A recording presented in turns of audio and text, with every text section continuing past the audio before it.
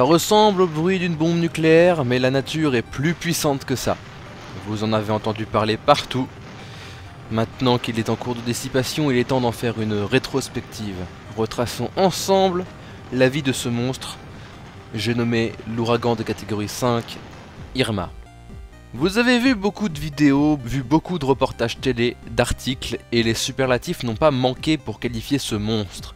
Jamais vu, le plus puissant ouragan sur l'Atlantique, deuxième ex-aequo concernant la durée de vie en catégorie 5 dans cette zone, des vents soutenus de 300 km/h, c'est-à-dire la vitesse de croisière d'un TGV, des pluies diluviennes, une marée de tempête importante face à des territoires insulaires, bas, parfois pauvres, parfois riches. Comme Harvey, une trajectoire parfaite pour faire un maximum de dégâts sans trop se désorganiser. Antigua, Barbuda, Saint-Martin, Saint-Barthélemy, Porto Rico, Haïti, la République Dominicaine, Cuba, la Floride et toutes les îles intermédiaires souvent basses se sont retrouvées sous l'eau, détruites par le vent. Maintenant qu'Irma n'est plus qu'un résidu de tempête circulant au cœur des États-Unis, il est temps de faire un bilan sur un cyclone intense, long et qui aurait pu être bien plus dévastateur encore.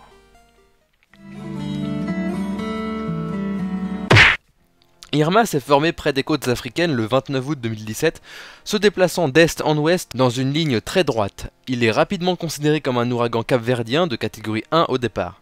Un ouragan capverdien est un ouragan qui se forme près de l'archipel du Cap-Vert et qui traverse tout l'Atlantique d'est en ouest en traversant une grande étendue d'eau chaude, ce qui lui laisse beaucoup plus de temps pour s'organiser et s'intensifier qu'un cyclone qui se formerait au milieu de l'océan. Le 5 septembre, l'ouragan a atteint la catégorie 5 et le lendemain, il touche les premières îles des Petites Antilles alors qu'il arrive au summum de sa puissance. On y a relevé un vent soutenu sur une minute de 297 km/h, ce qui en fait l'un des ouragans avec les vents les plus violents relevés dans la zone atlantique après le cyclone Allen en 1980, il y a donc 37 ans. Mais comparé à l'année 1980, les littoraux sont plus urbanisés, plus peuplés et donc beaucoup plus vulnérables, non pas forcément en termes de morts, quoique, mais en termes de dégâts matériels. Le 6 septembre donc, le cyclone impacte fortement Saint-Martin et Saint-Barthélemy, territoire français, mais aussi d'autres îles comme Antigua, Anguilla et Barbuda, Anegada, etc. C'est ici que l'ouragan a été le plus violent, le plus dévastateur, et ces images au cœur d'une zone balayée par des vents qui ont soufflé à plus de 360 km/h en rafale sont extrêmement rares. Beaucoup d'appareils de mesure ont cédé d'ailleurs, ce qui laisserait sous-entendre qu'il y a pu y avoir des rafales encore plus rapides ailleurs. Ces îles ont donc été ravagées car se situant directement sur la trajectoire de l'œil d'Irma, sachant que les vents sont les plus importants en général juste à l'extérieur de l'œil. Le bilan est catastrophique pour ces îles et l'évacuation des personnes a été très difficile car ces mêmes îles étaient menacées par un autre ouragan, José, de catégorie 4, qui rendait dangereux les conditions d'évacuation. Je ne parlerai ici que très peu de la situation sur place car beaucoup d'intox sont circulés, ainsi que beaucoup d'informations déformées et amplifiées.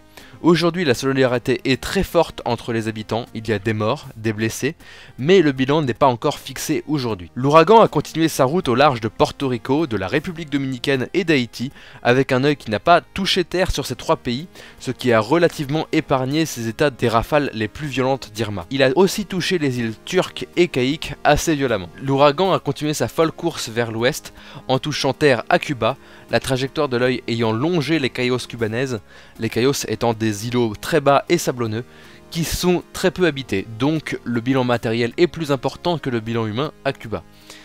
En touchant terre, Irma s'est désorganisé et a été rétrogradé en catégorie 3, puis est repassé en catégorie 4 en s'éloignant de Cuba pour aller frapper la Floride au nord. La Floride a elle aussi un équivalent des Cayos cubanaises qui s'appelle les Keys, les clés en français.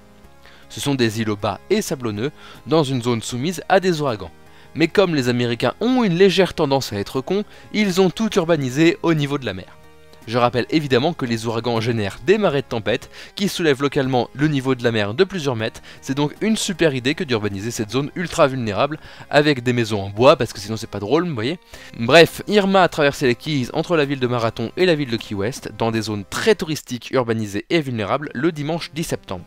L'ouragan a ensuite touché terre sur le continent à Naples, et non pas Naples, Naples c'est en Italie, et s'est désorganisé et mourut en traversant la Floride et la Géorgie, apportant pluie et inondations notamment en Floride qui, je rappelle, est globalement un état qui se situe à 3 micromètres au-dessus du niveau de la mer.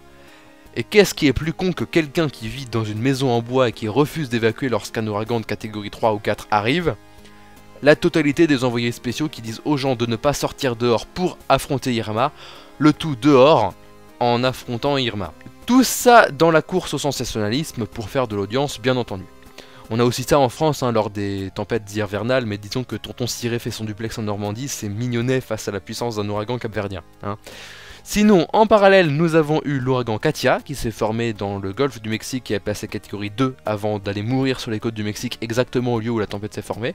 Et nous avons eu aussi le cyclone José, qui a frôlé les petites Antilles avant de se perdre au nord, en faisant des petites rondes qu'il va continuer dans l'océan Atlantique durant les prochains jours avant de probablement se décaler vers le nord, causer une forte houle du côté des côtes new-yorkaises, puis va se désorganiser et mourir en nous apportant une perturbation nulle d'ici une ou 2 semaines peut-être, on ne sait jamais. José est donc le dernier survivant des 3 ouragans de cette image satellite impressionnante de 3 ouragans en simultané.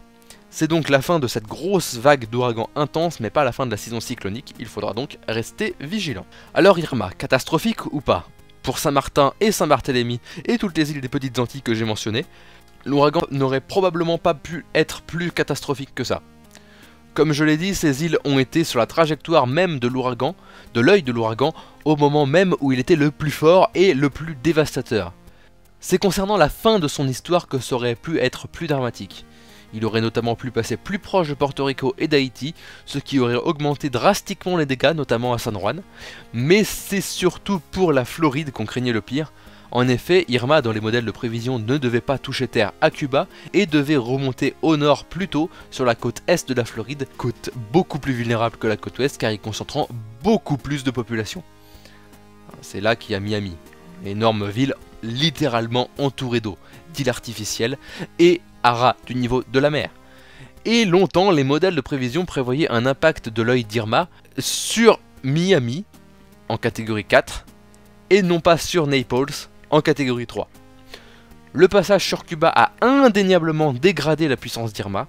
On peut donc dire que Cuba a sauvé la Floride, ce qui, connaissant la relation entre Cuba et les États-Unis, est très bizarre.